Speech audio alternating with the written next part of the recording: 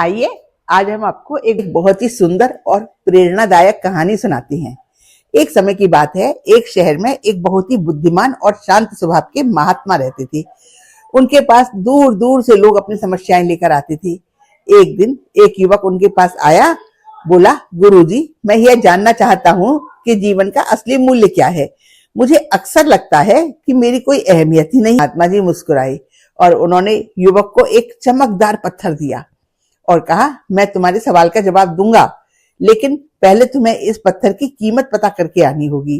पर याद रहे, इसे बेचना नहीं है, सिर्फ इसकी कीमत पूछनी है। युवक पत्थर लेकर बाजार गया। वो एक फल वाले की दुकान पर पहुंचा तो उससे उसकी कीमत पूछी तो फल वाले ने कहा, यह पत्थर तो बहुत सुंदर है, इसके बदले मैं तुम्हें 12 संतरे दे सकता हूँ। वह युवक आगे बढ़ा, फिर एक सब्जी वाले की दुकान पर गया। सब्जी वाला भी बोला, यह पत्थर तो बहुत सुंदर है, पर भाई इसके बदले में मैं तुमसे एक बोरी आलू ले जा सकते हो। अब वह युवक सुनार की दुकान पर गया। सुनार बोला, भाई ये पत्थर तो बहुत अच्छा है, बड़ा ही कीमती पत्थर है, मैं तुम्हें इसके 50 लाख रुपए दे सकता हूँ। बोला ठीक है। फिर वो जौहरी के पास गया। जौहरी ने जैसे ही उस पत्थर को देखा, उसने तुरंत लाल कपड़ा बिछाया, उस पर पत्थर रखा, उसको नमन किया और कहा, भाई ये बहुमूल्य रूबी यानी मणि कहां से लेके आए हो?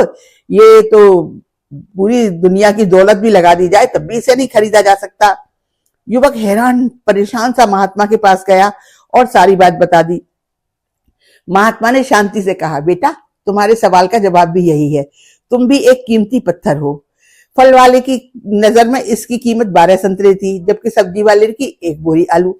सुनार इसके 50 लाख दे रहा था, जबकि असली मूल्य इसको वही पहचान सकता है जो इसका पारखी होता है। तो इस कहानी से हमें ये सीख मिलती है कि अक्सर हम दूसरों की बात से दुखी हो जाते हैं और अपने को कम आंकने लगते हैं। इसलिए याद रखिए, आपकी काबिलियत इस पर निर्भर करती है कि आप अपने बारे में क्या सोचते हैं। आप एक कीमती चीज हैं।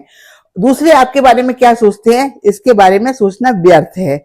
अपनी खूबियों को पहचानिए और अपने हुनर को समझिए। आशा करती हूँ आपको ये कहानी पसंद आई होगी।